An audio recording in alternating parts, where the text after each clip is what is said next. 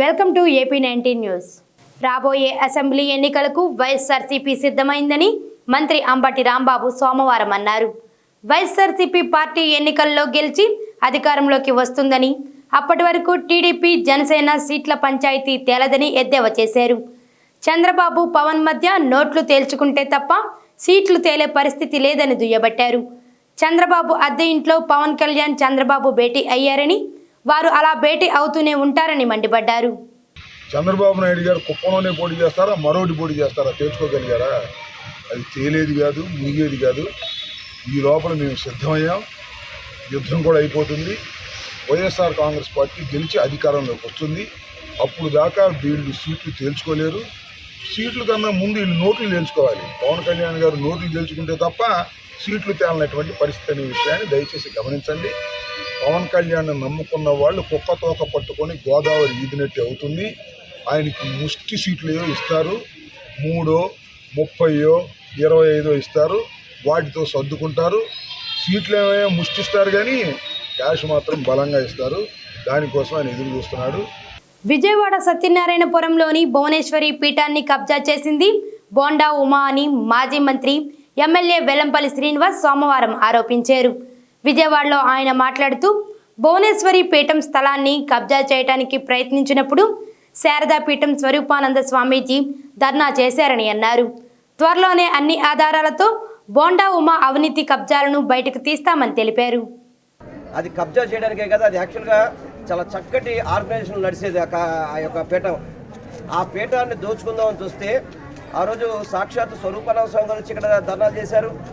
సాక్షాత్తు ఈ ఆంధ్ర రాష్ట్రంలో స్వామీజీలందరూ కూడా దానికి వ్యతిరేకించారు ఆ రోజు ప్రభుత్వం తరఫున. నువ్వు అయినా కానీ ఆపకుండా దాన్ని ఆ పీఠాన్ని నువ్వు ప్రభుత్వానికి తీసుకొని నువ్వు కబ్జా చేయడానికి ప్రయత్నం చేశావు.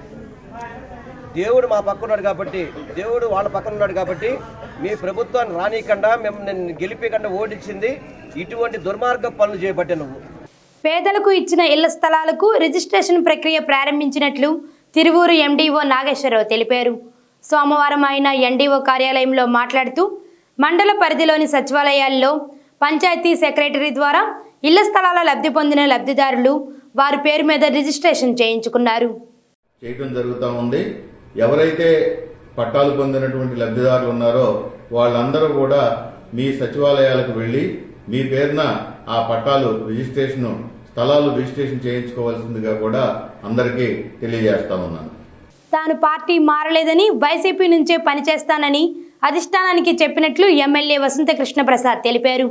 కానీ కొన్ని సంఘటనలు తనను బాధించాయని, బిల్లుల కోసం సీఎం జగన్ సహా అందరి వద్దకు వెళ్లాల్సి వచ్చిందని కార్యకర్తల సమావేశంలో ఆయన వాపోయారు.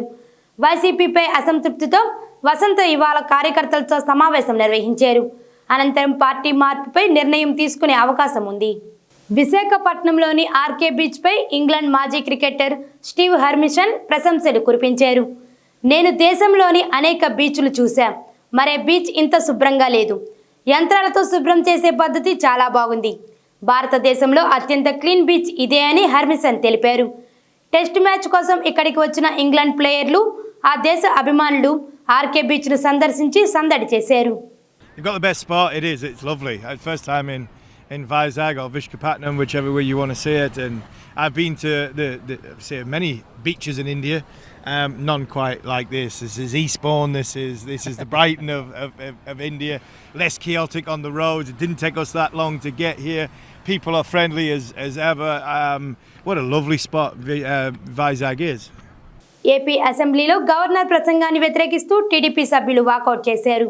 గవర్నర్ ప్రసంగం సందర్భంగా పలు అంశాలపై వారు తీవ్ర అభ్యంతరం వ్యక్తం చేశారు. సార్, మీతో రాష్ట్ర ప్రభుత్వం అబద్ధాలు చెప్పిస్తోందంటూ నిరసన వ్యక్తం చేశారు.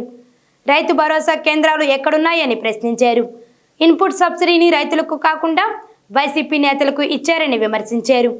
అంగన్వాడీలకు జీతాలు పెంచకుండా అన్యాయం చేశారని అన్నారు. విద్యార్థులకు పూర్తిగా ఫీజు రీయింబర్స్మెంట్ చేశామని గవర్నర్ చెప్పడంపై తీవ్ర అభ్యంతరం వ్యక్తం చేశారు.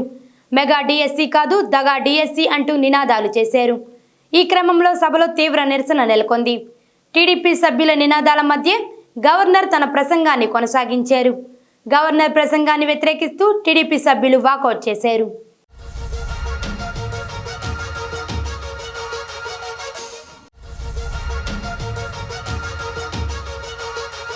సర్పంచుల హక్కులు, గ్రామాల అభివృద్ధి కోసం మంగళవారం చలో అసెంబ్లీ కార్యక్రమాన్ని నిర్వహించి తీరుతామని ఆంధ్రప్రదేశ్ పంచాయతీరాజ్ ఛాంబర్ రాష్ట్ర అధ్యక్షుడు వైవీపీ రాజేంద్ర ప్రసాద్ స్పష్టం చేశారు. సోమవారం ఆయన ఉయ్యూరులోని తన స్వగృహంలో స్థానిక విలేకరులతో మాట్లాడుతూ సర్పంచుల హక్కులు, విధులను సాధించడం కోసం దశలవారీ ఉద్యమానికి శ్రీకారం చుట్టినట్లు వెల్లడించారు. ఏది ఏమైనా సరే రాష్ట్ర ప్రభుత్వ అక్రమ నిర్బంధాలకి మేము భయపడేది లేదు, పోలీసులకు భయపడేది లేదు. రేపు 6వ తేదీన ఖచ్చితంగా చలో అసెంబ్లీ జరిగి తీరుతుంది. దీనికి రాష్ట్ర వ్యాప్తంగా ఉండేటువంటి సర్పంచులు పెద్ద ఎత్తున హాజరయ్యి జయప్రదం చేయవలసిందిగా రాష్ట్రంలోని సర్పంచులందరికీ కూడా మా సర్పంచుల సంఘం పంచాయతీరాజ్ ఛాంబర్లు పిలుపునివ్వటం జరుగుతుంది. నారా భువనేశ్వరి రేపటి నుంచి 9వ తేదీ వరకు పలు నియోజకవర్గాల్లో పర్యటించనున్నారు.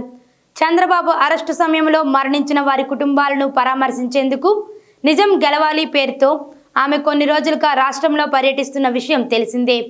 6న మంగళగిరి, 7న తెనాలి, ప్రతిపాడు, చిలకలూరుపేట, 8న తాడికొండ, 9న నందిగామ, జగ్గయ్యపేట నియోజకవర్గాల్లో పర్యటిస్తారు. మంగళవారం చలో అసెంబ్లీ ముట్టడి కార్యక్రమానికి సిద్ధమవుతున్న తరుణంలో ఆంధ్రప్రదేశ్ పంచాయతీరాజ్ ఛాంబర్ రాష్ట్ర అధ్యక్షుడు వైవీపీ రాజేంద్ర ప్రసాద్ని ఉయ్యూరు పట్టణ పోలీసులు గృహ నిర్బంధం చేశారు. సోమవారం ఉయ్యూరు పట్టణ ఎస్ఐ గణేష్ నేతృత్వంలో పోలవరం పోలీసులు రాజేంద్ర ప్రసాద్ ఇంటి వద్ద పహారా కాస్తూ రాజేంద్ర ప్రసాద్ని గృహ నిర్బంధం చేశారు.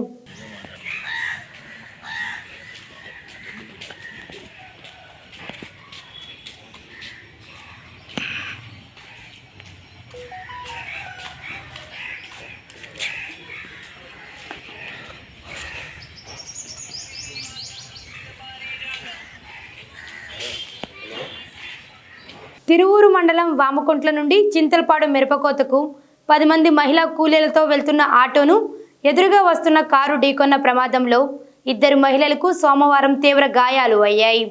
ప్రమాదం జరిగిన ప్రదేశంలో మహిళా కూలీ కాలు నుజ్జునుజ్జు కావడంతో తోటి కూలీలు తీవ్ర భయాందోళనకు గురయ్యారు. స్థానికుల సమాచారం మేరకు 108 అంబులెన్స్లో తిరువూరు ప్రభుత్వ ఏరియా ఆసుపత్రికి చికిత్స కొరకు తరలించారు. ఓ మహిళ దారుణ హత్యకు గురైన ఘటన సోమవారం చోటు చేసుకుంది.